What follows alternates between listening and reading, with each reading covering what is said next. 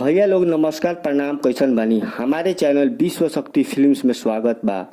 आज अपन दिल के बात बतावे में बहुत ही खुशी लागता कि आज वीडियो बहुत ही जबरदस्त रिलीज भइल बा। वीडियो हम देखनी है, ई वीडियो पंजाब में शूट भइल बा। ई वीडियो बहुत ही जबरदस्त बा। रउआ सब एक बार वीडियो के देखी जा। ई वीडियो के बोल बा बॉबी के छवि। ई गाना केहू और निखिन गईले भोजपुरी के सुपरस्टार गायक और अभिनेता माटी के लाल प्रमोद प्रेमी जी। जी हाँ, और गीत लिखले बानी कृष्णा बेदर्दी जी और संगीत से सजैले बानी आर्यन शर्मा जी।